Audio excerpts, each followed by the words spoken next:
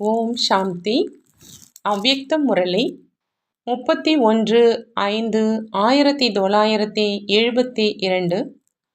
அவ்யக்த பாப்தாதா, மதுபன். எதிர்காலத்தில் அஷ்ட தேவதை மற்றும் பக்தியில் இஷ்ட தேவதை ஆவதற்கான முயற்சி.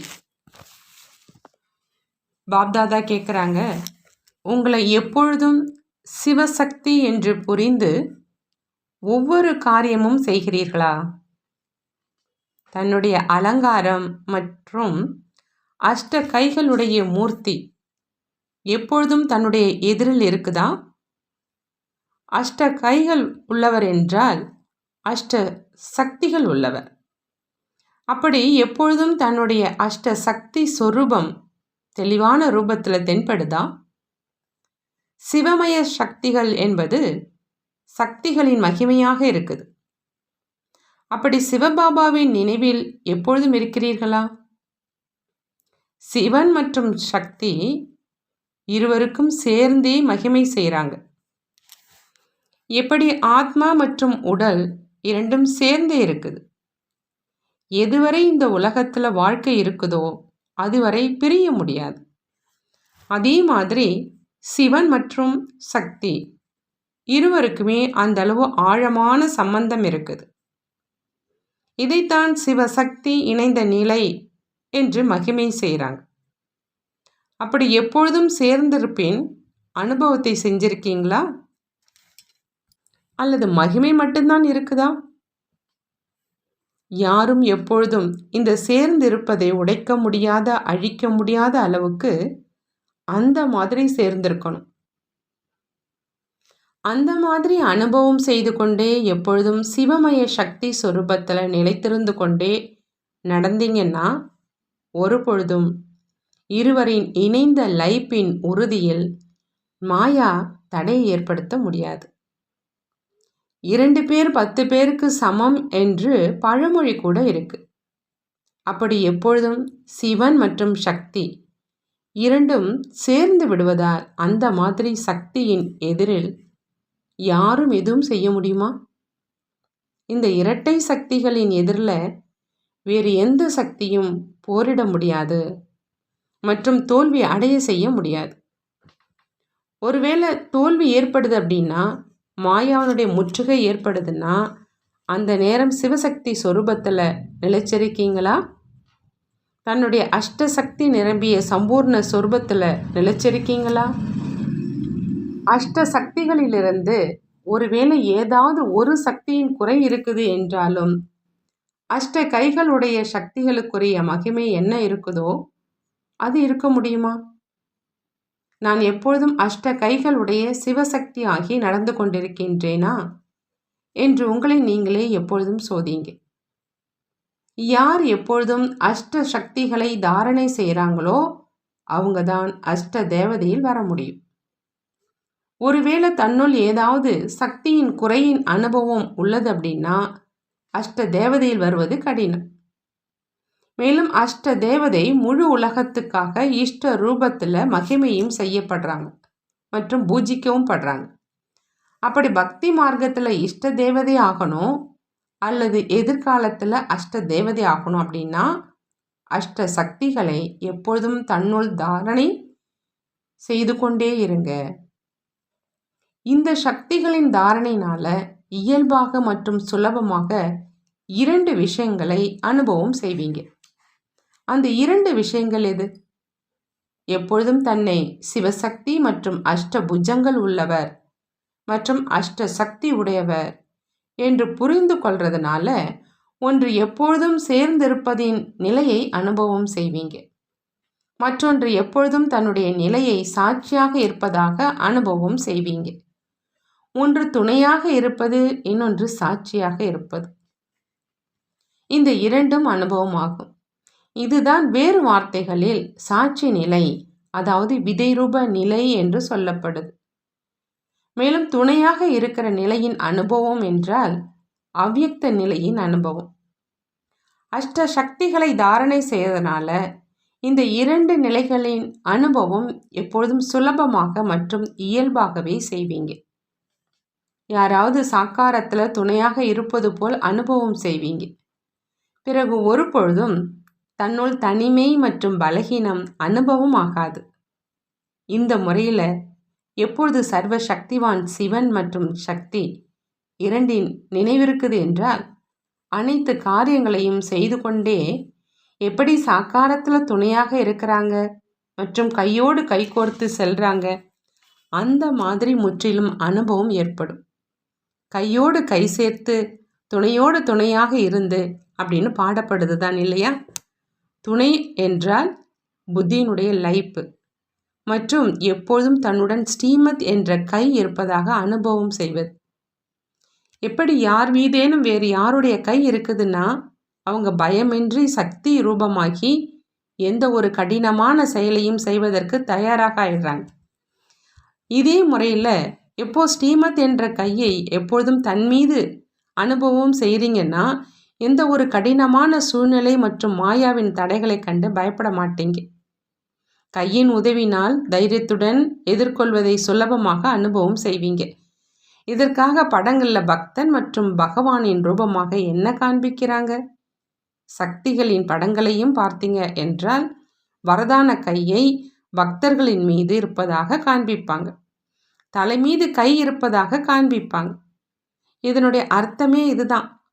ஒருவேளை தலை அதாவது புத்தியில் எப்போதும் ஸ்ரீமத் என்ற கை இருக்குது என்றால் கை மற்றும் துணை இருக்கிற காரணத்தினால எப்பொழுதும் வெற்றி அடைகிறாங்க.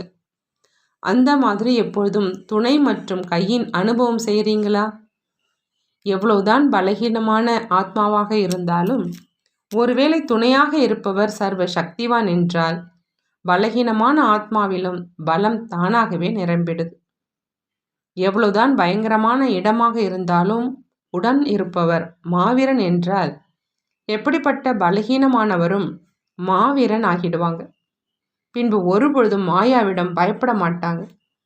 மாயாவிடம் பயப்படுவது மற்றும் மாயாவை எதிர்கொள்ள முடியாததற்கான காரணம் கை மற்றும் துணையை அனுபவம் செய்யறதில்லை. தந்தை தனது துணையை கொடுத்து கொண்டிருக்கிறார். எடுக்க வேண்டியவங்க எடுக்காமல் இருந்தால் என்னதான் செய்ய முடியும்? தந்தை குழந்தைகளின் கையை பிடித்து அவர்களை சரியான வழியில் கொண்டு வர விரும்புகிறார். ஆனால் குழந்தை அடிக்கடி கையை விட்டுட்டு தன்னுடைய வழிப்படி செல்கிறார் என்றால் என்ன ஆகும்? குழப்பம் அடைஞ்சிடுவாங்க. இந்த மாதிரி ஒன்றோ புத்தியினுடைய தொடர்பு மற்றும் துணையை மறந்து விடுவது, அடுத்தது ஸ்ரீமத் என்ற கையை விட்டு விடுறீங்க. அப்போதான் குழப்பம் அடைகிறீங்க மற்றும் குழப்பத்தில் வர்றீங்க. மேலும் பலகீனமானவர் ஆகிடுறீங்க. மாயாவும் இந்த விஷயத்தில் மிகவும் புத்திசாலி. எப்பொழுது முற்றுகையிட்டாலும் முதல்ல கை மற்றும் துணையை விலக்கி தனிமையாக்குது. எப்பொழுது தனியாக்கி பலகீனம் ஆகிடுறாரோ அப்பொழுது தாக்குது. நடைமுறையிலும் ஒருவேளை யாராவது எதிரி யார் மீதாவது போர் தொடுக்கிறாங்கன்னா முதல்ல அவங்களுடைய தொடர்பு மற்றும் துணையை துண்டிக்கிறாங்க. ஏதாவது வழியில் அவரை தனிமையாக்கிய பிறகு அவர் மீது போர் தொடுக்கிறாங்க. அதே மாதிரி மாயாவும் முதல்ல துணை மற்றும் கையை விடுவித்து பின்பு போரிடுது. ஒருவேளை துணையையும் கையையும் விடவே இல்லை அப்படின்னா பின்பு சர்வசக்திவான் துணையாக இருக்கும் பொழுது மாயா என்ன செய்ய முடியும்? மாயாவை வென்றவர்கள் ஆகிடுவீங்க. எனவே துணையையும் கையையும் ஒரு பொழுதும் விடாதீங்க. அந்த மாதிரி எப்பொழுதும் மாஸ்டர் சர்வசக்திவானாக ஆகி நடந்துக்குங்க. ஒரு தடவை கையை பிடிச்சிக்கிங்க என்று பக்தியிலும் அழைக்கிறாங்க தான் இல்லையா? அப்படி தந்தை கையை பிடிக்கிறார், கையோடு கை சேர்த்து நடத்த விரும்புகிறார். இருந்தாலும் கையை விட்டு விடுகிறார்கள் என்றால் அலைவதில்லாமல் வேறு என்னதான் இருக்கும்? அப்படி தன்னைத்தானே அலைக்கழிப்பதற்கான காரணமாகத்தானே ஆகிறாங்க. பொதுவாக போர் வீரன் போர்க்களத்துக்கு செல்வதற்கு முன்பே தன்னுடைய ஆயுதங்கள் மற்றும் அனைத்து பொருட்கள் தளவாடங்களை உடன் வைத்து கொண்டு பின்பு மைதானத்தில் செல்கிறார். அதே மாதிரி இந்த கர்மக்ஷேத்திரம் என்ற மைதானத்தில் எந்த ஒரு காரியம் செய்வதற்கும் மற்றும் வீரனாகி யுத்தம் செய்வதற்காகவும் வரீங்கன்னா செயல்களை செய்வதற்கு முன்பே தன்னுடைய ஆயுதம் அதாவது இந்த அஷ்ட சக்திகளை உடன் வைத்து கொண்டு போரில் இறங்குறீங்களா? அல்லது எந்த நேரம் எதிரி வருகிறாரோ அந்த நேரம்தான் இவைகளை நினைவு வருது அப்படின்னா பின்பு என்ன ஆகும்? தோல்விதான் ஏற்படும் இல்லையா? எப்பொழுதுமே தன்னை கர்ம கஷேத்திரத்தில் காரியம் செய்யும் போர் வீரன், அதாவது மகாரதி என்று புரிஞ்சிக்கிங்க. யார் யுத்தம் மைதானத்தில் எதிரியோடு மோதுறாங்களோ அவங்க ஒருபொழுதும் ஆயுதங்களை விடுவதே கிடையாது. தூங்கும் நேரத்திலும் தன்னுடைய ஆயுதங்களை விடுறது கிடையாது. அதே மாதிரி தூங்கும் நேரத்திலும் தன்னுடைய அஷ்ட சக்திகளை மறந்த நிலையில் வைத்திடக்கூடாது. அதாவது தன்னுடைய ஆயுதங்களை உடன் வைக்கணும். இதை விட்டுட்டு எப்பொழுது மாயா முற்றுகையிடுதோ அந்த நேரம் உட்கார்ந்து கொண்டு இதற்கு என்ன வழியை கண்டுபிடிப்பது அப்படின்னு யோசிக்கும் அந்த நிலை இருக்கக்கூடாது. யோசித்து யோசித்தே நேரம் கடந்துடும். ஆகையினால எப்பொழுதும் தயார் நிலையில் இருக்கணும். எப்பொழுதும் அலர்ட் மற்றும் எவரடியாக இல்லை அப்படின்னா அவ்வப்பொழுது மாயா ஏமாற்றிடுது. பின்பு ஏமாற்றுதலின் முடிவாக என்னாகுது? தன்னைத்தானே பார்த்து துக்கத்தின் உணர்வுகள் ஆட்கொள்ளுது. தன்னுடைய குறைதான் குறையை கொண்டு வருது. ஒருவேளை தன்னுடைய குறை இல்லை அப்படின்னா எந்த குறையும் வர முடியாது. நீங்கள் அனைவரும் தன்னை பேகம்பூரின், அதாவது துக்கமற்ற ஊரின் கவலையற்ற மகாராஜா என்று சொல்கிறீங்க இல்லையா? இது இந்த நேரத்தின் நிலை. எப்பொழுது துக்கமான உலகம் எதிரில் இருக்குதோ அப்போ துக்கம் மற்றும் சந்தோஷத்தின் ஞானம் இருக்குது.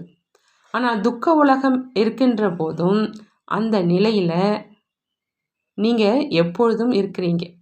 ஆகினால பேகம்பூரினுடைய மகாராஜா அப்படின்னு சொல்லப்படுறீங்க. பெகராகத்தான் இருக்கிறீங்க, இருந்தாலும் பேகம்பூரின் மகாராஜா நீங்கள். அப்படி நான் பேகம்பூரின் மகாராஜா என்ற இந்த போதையில் எப்பொழுதும் இருக்கீங்களா? மகாராஜா மற்றும் ராஜாக்களிடம் ராஜ்யத்தை நடத்தும் சக்தி இயல்பாகவே இருக்குது. ஆனால் இந்த இயல்பாக கிடைக்கும் சக்தியை ஒருவேளை சரியான முறையில் காரியத்தில் ஈடுபடுத்தலை, எங்காவது தவறான காரியத்தில் மாட்டிக்கிறாங்க அப்படின்னா ராஜ்யத்தினுடைய சக்தியை இழந்துடுறாங்க. மேலும் ராஜ பதவியையும் இழந்துடுறாங்க. அதே மாதிரி இங்கேயும் நீங்கள் பேகம்பூரின் மகாராஜாக்கள், மேலும் அனைத்து சக்திகளின் பிராப்தி இருக்குது. ஆனால் ஒருவேளை ஏதாவது தீய சேர்க்கை மற்றும் ஏதாவது கர்ம இயந்திரங்களின் வசமாகி தன்னுடைய சக்தியை இழந்துடுறீங்கன்னா பேகம்பூரினுடைய போதை மற்றும் குஷி என்ன பிராப்தி ஆகியிருக்குதோ அது தானாகவே நம்மை விட்டு விலகிடுது. எப்படி அந்த மகாராஜா கூட ஒன்றும் இல்லாதவராக ஆகின்றார், அதே மாதிரி இங்கும் மாயாவினுடைய அடிமையான காரணத்தினால மோகதாஜ், அதாவது பற்றுதல் என்ற கிரீடம் அணிந்த ஒன்றுமில்லாதவராக ஆகிடுறாங்க. அதனால்தான் என்ன செய்வது, எப்படி நடக்கும், எப்பொழுது நடக்கும் அப்படின்னு சொல்கிறாங்க. இவை அனைத்தும் ஒன்றுமில்லாத நிலையின், அதாவது மோகதாஜின் அடையாளம். எங்கேயாவது ஏதாவது கர்ம இந்திரியங்களின் வசமாகி தன்னுடைய சக்திகளை இழந்துடுறாங்க. புரிந்ததா? அப்படி நீங்கள் அஷ்ட சக்தி சொரூபமான பேகம்பூரின் மகாராஜாவாக ஆவீங்க. இந்த நினைவை ஒருபொழுதும் மறக்காதீங்க. பக்தி மார்க்கத்திலும் எப்பொழுதும் உங்களுடைய குடநிலையே இருப்போம் அப்படி தான் அழைச்சிங்க. அப்படி இந்த துணை மற்றும் கையினுடைய குடைநிலையிலிருந்து வெளியே வர்றீங்க. இன்று உலகத்தில் ஒருவேளை யாராவது ஏதோ ஓரளவு பதவி உடையவராக இருந்தாலும், யாராவது அவங்களுடைய நல்ல துணைவனாக இருக்கிறாங்க அப்படின்னாலும் அவங்க தன்னுடைய போதை மற்றும் குஷியில் இருக்கிறாங்க இல்லையா? என்னுடைய பேக் போன் மிகவும் சக்தி வாய்ந்தது, ஆகையினால குஷி மற்றும் போதையில் இருக்கிறாங்க. உங்கள் அனைவருடைய பேக் போன் யார்? யாருக்கு சர்வசக்திவான் பேக் போனாக இருக்கிறாரோ, அதாவது முதுகெலும்பாக இருக்கிறாரோ, அவருக்கு எவ்வளோ குஷி மற்றும் போதை இருக்கணும். எப்பொழுதாவது குஷியினுடைய அலை குறையக்கூடுமா? கடலில் எப்பொழுதாவது அலைகள் குறையுதா என்ன? நதியில் அலைகள் எழுவதே கிடையாது. கடலிலோ அலைகள் எழும்பிக்கொண்டே இருக்குது. நீங்களும் மாஸ்டர் கடல் தான் இல்லையா? பின்பு ஈஸ்வரிய போதை மற்றும் ஈஸ்வரிய குஷியின் அலை எப்பொழுதாவது குறைய முடியுமா? எப்பொழுது கடலினுடைய சம்பந்தம் துண்டிக்கப்படுதோ அப்பொழுது குஷி இல்லாமல் மறைந்துடுது. அதாவது துணை மற்றும் கையை விட்டு விடுறீங்க என்றால் அப்பொழுது குஷியின் அலை மறைந்துடுது. ஒருவேளை எப்பொழுதும் துணையை அனுபவம் செஞ்சீங்கன்னா பாவ காரியத்தில் இருந்தும் எப்பொழுதும் சுலபமாக தப்பிச்சிடுவீங்க. ஏன்னா பாவ காரியம் தனிமையில் தான் நடக்குது. யாராவது திருடுறாங்க, பொய் சொல்கிறாங்க, மேலும் ஏதாவது விகாரவசம் ஆகிறாங்கன்னா அதைத்தான் தூய்மை இல்லாத எண்ணம் மற்றும் செயல் என்று சொல்கிறது. அதுவும் தனிமையில் தான் நடக்குது. ஒருவேளை எப்பொழுதும் தன்னை தந்தையின் துணையாக அனுபவம் செஞ்சீங்க அப்படின்னா இந்த காரியங்கள் நடக்கவே நடக்காது. யாராவது பார்த்து கொண்டு இருக்கிறாங்க அப்படின்னா திருடுவாங்களா? யாராவது நேர் எதிரிலே கேட்டு கொண்டு இருக்காங்க அப்படின்னா பொய் சொல்வாங்களா? எந்த ஒரு பாவம் அல்லது வீணான காரியம் அடிக்கடி நடந்துருதுன்னா அதற்கு காரணம் எப்பொழுதும் துணைவனை துணையாக வைப்பது கிடையாது. மேலும் துணையை அனுபவம் செய்வதும் கிடையாது. சில நேரம் சோர்வாகவும் ஏன் ஆகிடுறீங்க? எப்பொழுது தனிமையாக அனுபவம் ஆகுதோ அப்பொழுது சோர்வானவராக ஆகிடுவீங்க. ஒருவேளை குழு இருக்குது மற்றும் குழுவினுடைய பிராப்தி இருக்குதுன்னா சோர்வடைவாங்களா என்ன? ஒருவேளை சர்வ சக்திவான் தந்தையுடன் இருக்கிறார், விதையுடன் இருக்குது அப்படின்னா விதையின் கூடவே முழு மரமும் இருக்குது என்றால் பின்பு சோர்வான நிலை எப்படி ஏற்பட முடியும்? தனிமே இல்லைன்னா ஏன் சோர்வடைய புரியும்? சில நேரம் மாயாவினுடைய தடைகளின் முற்றுகை ஏற்படும் காரணத்தினால, தன்னை பலமற்றோராக அனுபவம் செய்யும் காரணத்தினால பரேஷான் நிலையில் வந்துடுறீங்க. அதாவது மன தொந்தரவு, மன அழுத்த அந்த நிலைக்கு வந்துடுறீங்க. பலம் நிறைந்தவரின் துணையை மறக்கிறீங்க. அப்போ தான் பலமற்றவராக ஆகிறீங்க. மேலும் பலமற்றவரான காரணத்தினால தன்னுடைய ஷானை, அதாவது பெருமையை மறந்து பரேஷானாக ஆயிடுறீங்க. அதாவது மன அழுத்தத்துக்கு, மன தொந்தரவுக்கு ஆளாயிடுறீங்க. அப்படி என்னென்ன பலகீனங்கள் மற்றும் குறைய அனுபவம் செய்கிறீங்களோ அவை அனைத்துக்கும் காரணம் என்னவாக இருக்கும்? துணை மற்றும் கையின் ஆதாரம் கிடைத்தும் விட்டுடுறீங்க. புரிந்ததா? முழு கல்பத்திலும் ஒரே ஒரு தடவை தான் இந்த மாதிரி துணை கிடைக்குது என்று கூறவும் செய்கிறீங்க. இருந்தும் கையை விட்டுடுறீங்க. யாராவது யாருக்காவது கை கொடுத்து கரை சேர்க்க விரும்புகிறாங்க, ஆனால் அவரோ இன்னும் மூழ்குவதற்கே முயற்சி செய்கிறாங்கன்னா என்னன்னு சொல்ல முடியும்? தன்னைத்தான் அவரே பரேஷான் தொந்தரவு உள்ளாக்குறார் இல்லையா? வெகு காலமாக இந்த உலகத்தில் வாழ்ந்த பிறகும் இந்த பரேஷானி நிலை பிடிச்சிருக்குதா? இல்லை அப்படின்னா அடிக்கடி அந்த பக்கம் ஏன் போகிறீங்க? இப்பொழுது விரைவாக செல்லணும், வேகத்தை அதிகரிக்கணும், சாரத்தை தனக்குள்ளே நிரப்பி விட்டோம் அப்படின்னா சாரம் அறிந்து நடந்து கொள்பவராக ஆகிட்டீங்க. மேலும் சாரமே இல்லாத உலகத்திலிருந்து எல்லைக்கு அப்பாற்பட்ட வைராகியம் உடையவராக ஆகிட்டீங்க. நல்லது. எப்பொழுதும் துணை மற்றும் கையை எடுத்துக்கொள்ளக்கூடிய பேகம்பூரின் மகாராஜாக்களுக்கு நமஸ்காரம். நாமும் நம்மளுடைய பாப்தாதாவுக்கு அன்பு நினைவுகள் மற்றும் நமஸ்காரம் செய்வோம். நல்லது. இந்த முரளியில் பாபா எப்பொழுதுமே சிவசக்தி அப்படின்னு புரிஞ்சு ஒவ்வொரு காரியமும் செய்யுங்கிறாங்க. சிவன் மற்றும் சக்தி இருவருக்கும் சேர்ந்து தான் மகிமை செய்கிறாங்க. எப்படி ஆத்மா மற்றும் உடல் ரெண்டும் சேர்ந்து இருக்குது. எதுவரை இந்த உலகத்தில் வாழ்க்கை இருக்கோ அதுவரை பிரிய முடியாது. அதே மாதிரி சிவன் மற்றும் சக்தி இருவருமே அந்த அளவு ஆழமான சம்பந்தம் இருக்குது. யாரும் எப்பொழுதும் இந்த சேர்ந்திருப்பதை உடைக்க முடியாத அளவுக்கு, அழிக்க முடியாத அளவுக்கு அந்த மாதிரி சேர்ந்திருக்கணும். அந்த மாதிரி அனுபவம் செஞ்சுக்கிட்டே எப்பொழுதும் சிவமய சக்தி சொரூபத்தில் நிலைச்சிருந்துக்கிட்டே நடந்தீங்க அப்படின்னா ஒரு பொழுதும் இருவரின் இணைந்த லைப்பின் உறுதியில் மாயா தடையை ஏற்படுத்த முடியாது. இந்த இரட்டை சக்திகள் எதிரில் வேறு எந்த சக்தியுமே போரிட முடியாது மற்றும் தோல்வி அடைய செய்ய முடியாதுன்னு சொல்கிறாங்க பாப்தாதா. பக்தி மார்க்கத்தில் இஷ்ட தேவதையாகவும் எதிர்காலத்தில் அஷ்ட தேவதையாகவும் ஆகணும் அப்படின்னா அந்த அஷ்ட சக்திகளை எப்பயுமே தன்னோட தாரணை செஞ்சுருக்கணும். இந்த சக்திகளின் தாரணையினால் இயல்பாக மற்றும் சுலபமாக 2 விஷயங்கள் அனுபவம் செய்வீங்க. ஒன்று துணையாக இருப்பது, இன்னொன்று சாட்சியாக இருப்பது. சாட்சி நிலை அப்படின்னா விதை ரூப நிலை, துணையாக இருக்கிற நிலை அப்படின்னா அவ்வியக்த நிலை. இது 2ம் அனுபவம் ஆகும். அதாவது யாராவது சாக்காரத்தில் துணையாக இருப்பது மாதிரி அனுபவம் செய்வீங்க.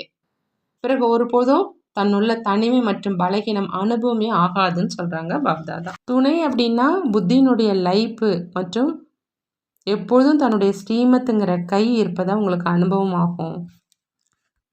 எப்படி யார் மீதாவது வேறு யாருடைய கை இருக்குது அப்படின்னா அவங்க பயம் இல்லாமல் சக்தி ரூபமாக ஆகி எந்த ஒரு கடினமான செயலையும் செய்வதற்கு தயாராகிடுறாங்க.